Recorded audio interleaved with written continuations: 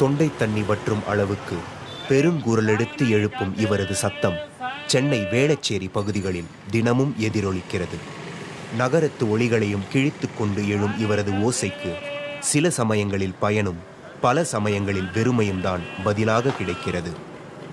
சாணை பிடித்தலையே அன்றாட தொழிலாக கொண்ட முனீர் பாஷாவிற்கு அதிகாலை 4 மணிக்கு தொடங்குகிறது அவருக்கான ஒரு நாள் வாழ்க்கை. இப்போது அந்த சாமானியரோடு தொடங்குகிறது நமது பயணம்.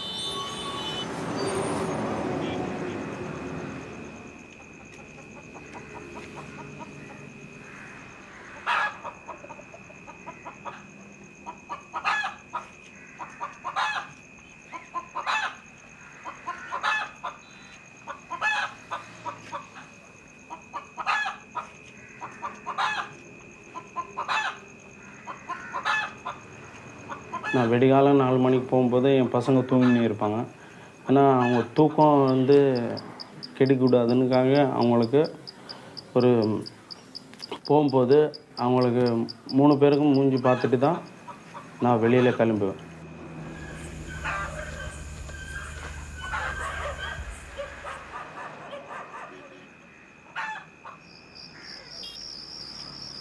முதுகில் சாணை தீட்டும் கருவியோடு மனதில் தன் குடும்ப பொறுப்புகளையும் சுமந்தவாறு புறப்பட்டு விடுகிறார் இவர்.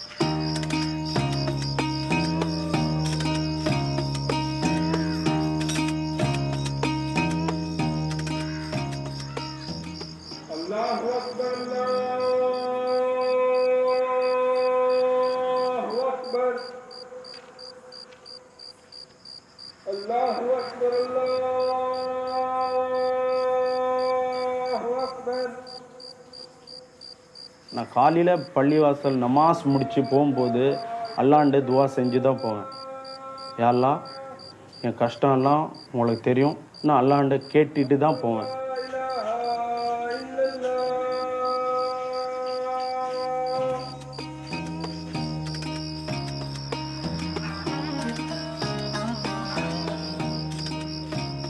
ஹரிச்சந்திரபுரத்திலிருந்து திருவாலங்காடு ரயில் நிலையம் வரை நடந்தே வரும் முனீர் பாஷா தன்னோடு சேர்ந்த பிற சாணை பிடிக்கும் நண்பர்களோடு தன்னை இணைத்துக் கொள்கிறார்.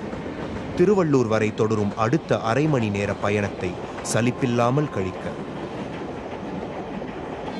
मैं उन्हें बुलाया 300 रुपये आने खर्चा खातिर 300 रुपये देंगे खींचा उठाए तक मुझे सब बात करें वही दिखलाए ना टीवी में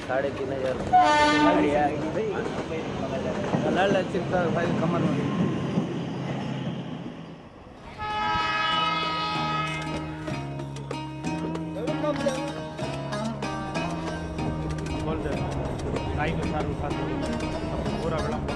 மின்சார ரயில் பல சாமானியர்களின் வாழ்க்கை பயணத்தின் ஒரு அங்கமாகிவிடுகிறது. அதிகாலை தடதடக்கும் ரயில் ஓசையில் அசந்துவிடும் மக்களோடு முனீர் பாஷாவும் செல்கிறார் தனது நண்பர்கள் சகிதம்.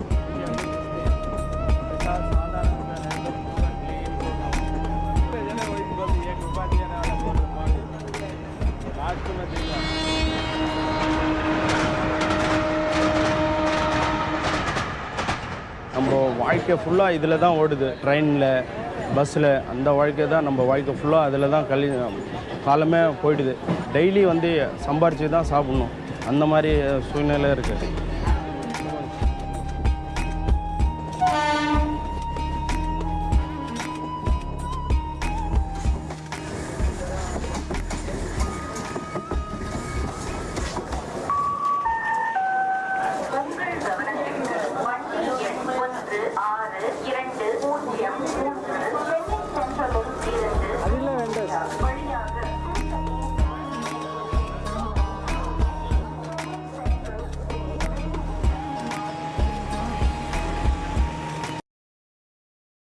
இருபத்தி 2 கிலோமீட்டர் பயணத்திற்கு பிறகு திருவள்ளூர் வந்தடையும் இவர் பேருந்து பயணத்திற்காக தயாராகும் முன் தேநீர் கடைக்கு செல்கிறார்.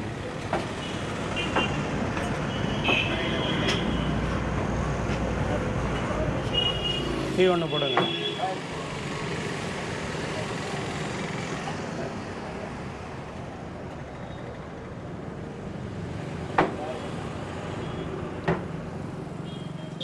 டெய்லி நாங்கள் ஊரில் இருந்து கிளம்பி வந்து திருவள்ளூர் இறங்கி இங்கே டீ சாப்பிட்டு இங்கேருந்து பஸ் ஏறி சென்னை போவோம்.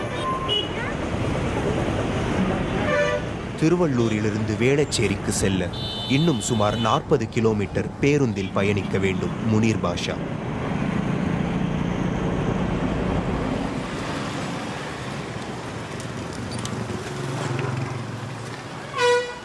அதிகாலை பயணித்து வேளச்சேரியை அடையும் போது மணி சுமார் 8:30.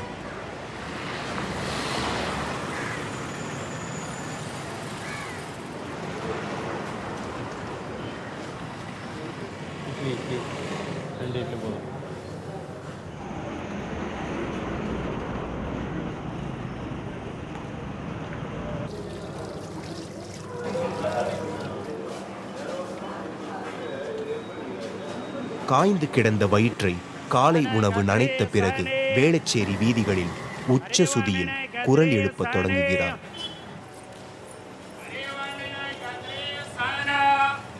நான் வந்து 16 வயசில் எடுக்கும்போது எங்கள் மாமா வந்து வேளச்சேரியில் போய் எனக்கு காமிச்சார். நான் இந்த ஏரியா தான் சுற்று, வேறு எந்த ஏரியாவும் சுற்றாத, இந்த ஏரியா சுற்றினே இருந்தால் நான் கண்டினியூ இதே ஏரியா சுற்றினேன்னா கஸ்டமரெல்லாம் உனக்கு அதிகம் கஸ்டமர் ஆகிடும். அதே போல் இங்கே இந்த ஏரியா சுற்றினே இருந்தாலும் இங்கே பார்க்குறவங்கெல்லாம் உங்களுக்கு இந்த ஊர் தான் வர்றாரு பாய், ரெகுலராக வர்றாரு, அதை நினச்சிட்டு அவங்கெல்லாம் நம்பிக்கை இருந்தாங்க.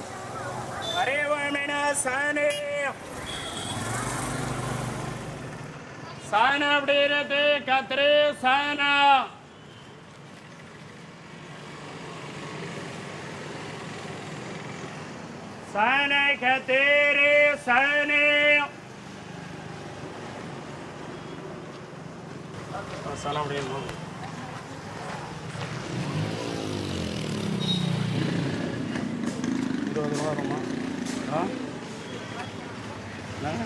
குடிக்கிறதெல்லாம் இல்லைம்மா, இதுதான் கம்மி. இப்போ தான் 3 நாள் மழை வேறு பிடிச்சிட்டு வியாபாரமே இல்லை.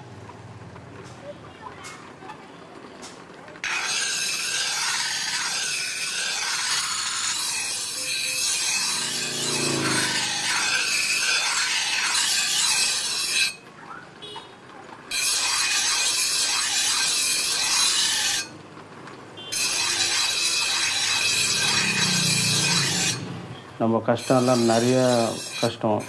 அந்த கஷ்டத்துக்கு நாங்கள் போய் வியாபாரம் பண்ணி வர்றது வருமானத்தில் அந்த சாப்பிட்றதுக்கு கரெக்டாக இருக்கும்.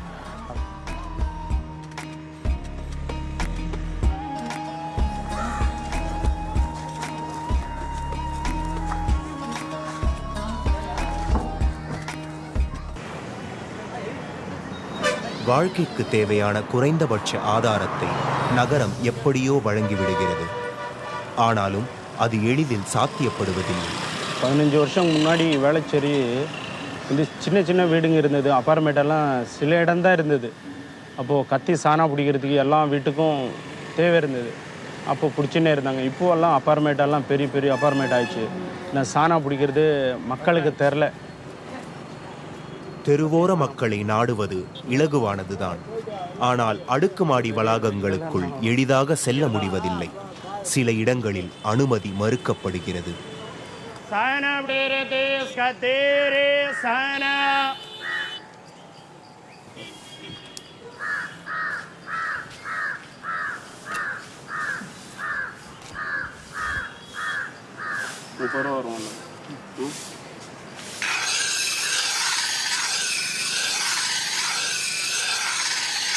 அனுமதிக்கப்படும் அடுக்குமாடி வளாகங்களுக்குள் வெகு சிலரே சாணை தீட்ட முனீர் பாஷாவை அணுகுகின்றனர்.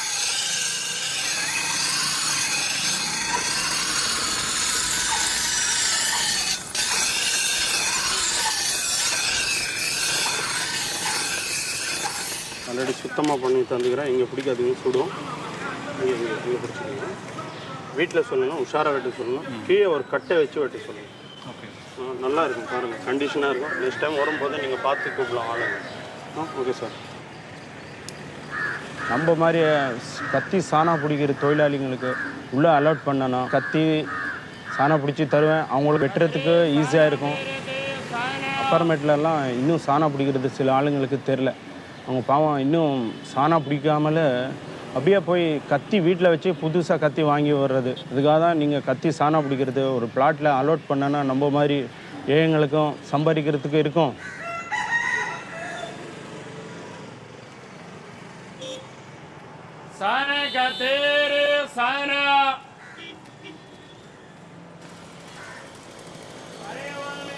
உச்சிக்கு செல்லும் சூரியன் முனீர் பாஷாவின் பிழைப்புக்கு சவாலாக அமைகிறது. ஆனாலும் அவரது தேடல் ஒவ்வொரு தெருவாக தொடர்கிறது.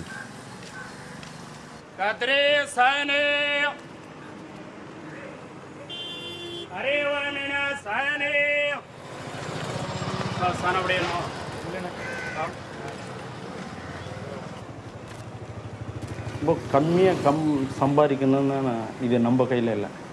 இன்றைக்கி இவ்வளோ தான் கிடைக்கணும்னு அல்லாஹ் தாலா ஏற்றி வச்சுட்டேன்னா அவ்வளோதான் கிடைக்கும். நாங்கள் எவ்வளோ ஓடி ஓடி போய் சம்பாதிச்சாலும் முடியாது.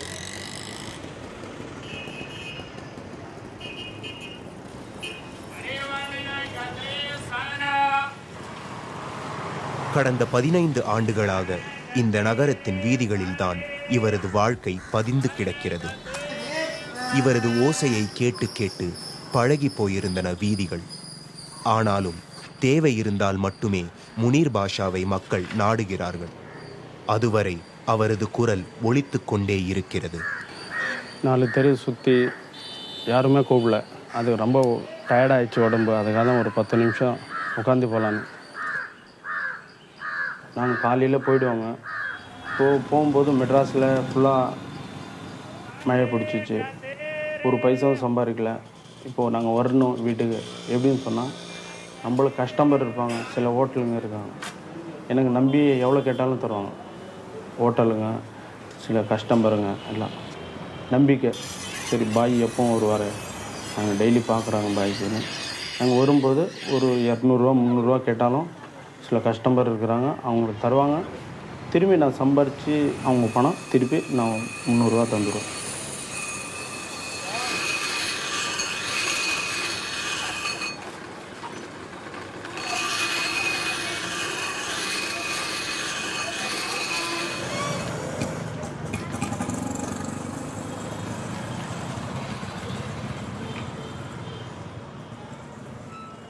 தன் தேவைக்கான வருமானம் கிடைத்தாலும் சரி, கிடைக்காவிட்டாலும் சரி, நேரம் தவறாமல் தினமும் 5 முறை தொழுகை செய்ய தவறுவதில்லை முனீர் பாஷா.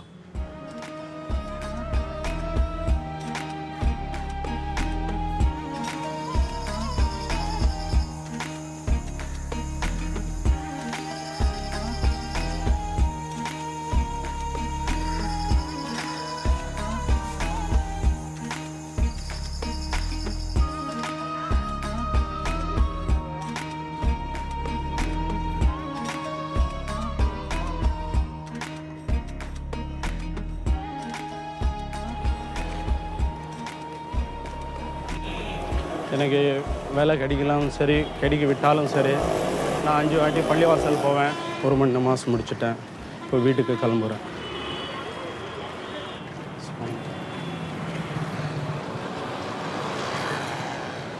மதியம் சுமார் 1:30 மணியோடு அவரது உழைப்புக்கான நேரம் முடிவடைகிறது. இப்போது புறப்பட்டால்தான் தனது குழந்தைகளோடு நேரத்தை செலவிட முடியும்.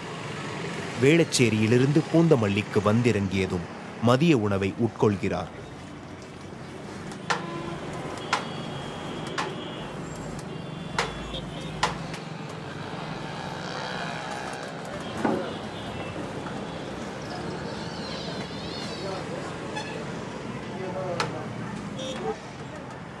சாணம் பிடிக்கிற தொழில்னா நாங்கள் ஓனரு, நாங்கள் தொழிலாளி. ஏன்னா டெய்லி வந்தவருக்கும் நாங்கள் சில நாள் நல்லா சம்பாதிக்கலாம். சில நேரம் வந்து சும்மா ஒன்றுமே இல்லாமல் இருக்கும். சொல்ல முடியாது இந்த வேலையில் மட்டும்.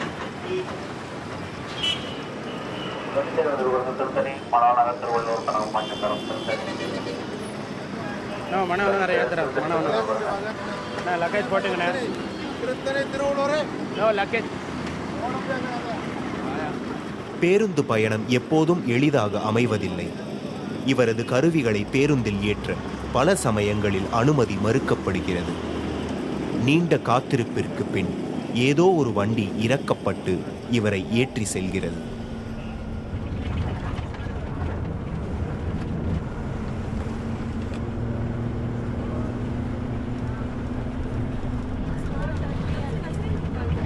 எத்தனை பேர் இந்த தொழிலுக்காக வருவாங்க, வெளியூர்லேருந்து வேலை பார்க்குறதுக்கு வருவாங்க.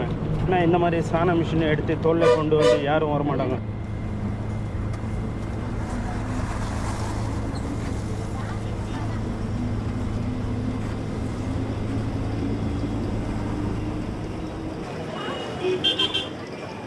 ஒரு நாளில் இவரது பிழைப்புக்கான பயணம் 10 மணி நேரம் ஆகிறது. அதில் 6 மணி நேரம் பயணத்திலேயே கழிகிறது.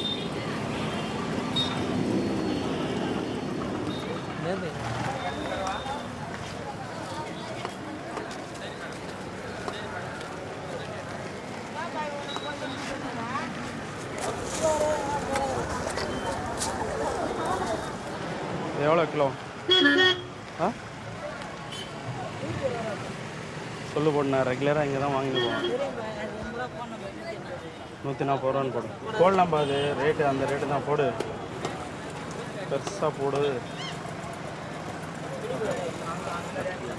உன் பசங்களுக்கு ரொம்ப பிடிச்சமான நல்லா பிடிச்சி சாப்பிட்றது என்னன்னு சொன்னால் மீன் தான். வாரத்தில் 5 நாள் மீன் சாப்பிடுவாங்க, நல்லா மீன் சாப்பிடுவாங்க.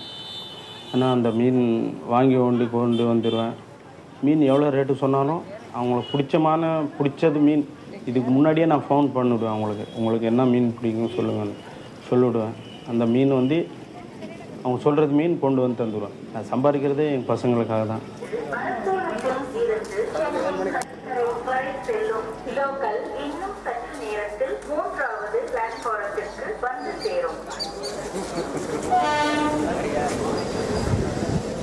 காலை போல் மாலையில் இவருக்கு ரயில் பயணம் கைகூடுவதில்லை. நெரிசல் இல்லாத ரயிலுக்காக காத்திருக்க வேண்டியிருக்கிறது.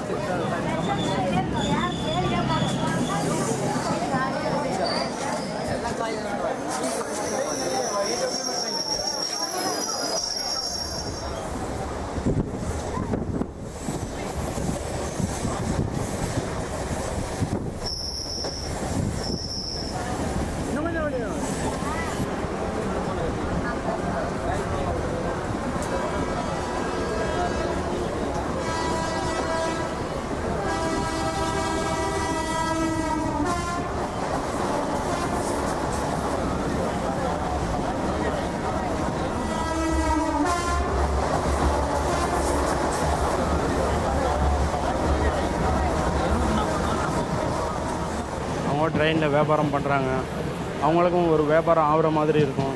அதுக்காக தான் அவங்கக்கிட்ட ஒரு 3 ஆப்பிள் வாங்கி சாப்பிட்டேன். அதே போல் எல்லோரும் வாங்கி வியாபாரம் பண்ணால் அவங்களுக்கும் ஒரு வியாபாரம் ஆகிற மாதிரி ஆகிடும். அவங்க வியாபாரம் முடிச்சுட்டு வீட்டுக்கு சீக்கிரமாக கூட போவாங்க.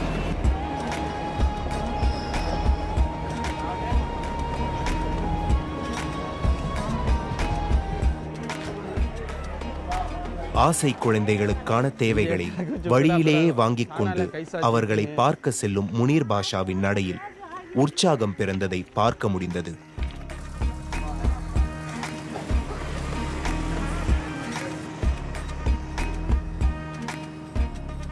காலையில் பயணம் செய்கிறேன், பஸ்ஸில், ட்ரெயினில். இதே போல் நல்ல மனுஷங்களோட சந்திக்கிறேன், கெட்ட மனுஷங்களோட சந்திக்கிறேன். நல்லா உழைப்பு செய்கிறேன், அதே எனக்கு நிம்மதியாக இருக்குது.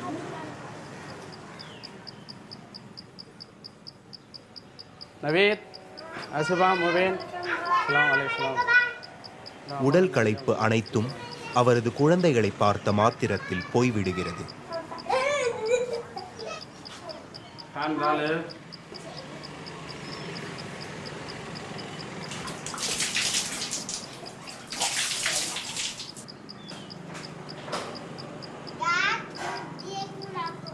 வேலையிலேருந்து வீட்டுக்கு வரும்போது என் பசங்க படிக்கிறது பார்ப்பேன். அவங்க நல்லா படிப்புன்னு சொன்னால் என் மனசு ஃபுல்லாக ஆறுதலாகிடும். நானே படிக்கலை, என் பசங்க படிக்கிறாங்கன்னா ரொம்ப எனக்கு குஷியாக இருக்கும், நிம்மதியாக இருக்கும் மனசு. சார் क्या पढ़ी लो सर? बेटा क्या पढ़िया तो आज तो स्कूल नहीं है। मैं स्कूल नहीं करना ना, स्कूल गया था कल, स्कूल गया ना, पढ़िया क्या? कौन सा पढ़िया बोल? ये आप लोग यहाँ पढ़े நன்றி மறப்பது நன்றன்று நன்றல்லது நன்றே மறப்பது நன்று நன்றிக்கு தாகும் நல்லொழுக்கம் தீயொழுக்கம் என்றும் எதுமை தரும் சொல்லுக சொல்லின் பயனுடைய சொல்லக்க சொல்லின் பயனில்லா சொல். தூப்பட்ட மூவி. நான் வேலை முடிச்சுட்டு சாயங்காலம் வீட்டுக்கு வந்து எங்கள் பசங்களுக்கு பள்ளிவாசல் கூப்பிட்டுக்குவேன். ஃபஸ்ட்டு நமாஸ் வந்து 5 வேளை நமாஸ் கட்டாயம் தொழுதே ஆகணும். நம்ம 2 பசங்களுக்கு சொல்லுவேன், என் பொண்ணுக்கும் சொல்லுவேன். 3 பேரும் குரான் படித்தே ஆகணும். நான் படிக்கல குரான். என்னை போல் எங்கள் ஒய்ஃபை போல் ஆகக்கூடாது என் 3 பசங்களும். நான் குரான் கற்றுக்கணும். இன்ஷால்லா என் பசங்களுக்கு நல்லா படிக்கணும்னு ரொம்ப ஆசை. முன்னாடி நான் இங்கிலீஷ் மீடியம் என் பசங்களுக்கு 2 பசங்களுக்கு சேர்த்து படிச்சுன்னு வச்சேன். வருமானம் ரொம்ப கம்மியாயிடுச்சு. இதுக்காக நித்து இப்போ கவர்மெண்ட் ஸ்கூலில் போட்டுக்கிறேன் 3 பசங்களுக்கும். அவங்களுக்கு வந்து எவ்வளோ தூரம் படிக்கிறாங்க அவ்வளோ தூரம் படிக்க வைப்பேன். கன்ஃபார்மாக நான் அவங்களுக்கு படிக்க வைப்பேன். ஏன்னா எனக்கு பொறுத்தும் இந்த வேலை சாணா பிடிக்கிற வேலை நல்லது. ஏன்னா என்னோட தான் இந்த வேலை முடிச்சுக்கணும். என் பசங்களுக்கெல்லாம் இந்த வேலை கற்று தரமாட்டேன். சின்ன சின்ன தேவைகளிலிருந்துதான் மற்றவர்களின் பிழைப்புக்கான வழிகள் பிறக்கின்றன. முனீர் பாஷா நமது வாழ்க்கைக்கு உதவ ஒரு சிறிய துரும்பாக செயல்படுகிறார். கத்தி முனையிலிருந்து தெரிக்கும் பொறி போல.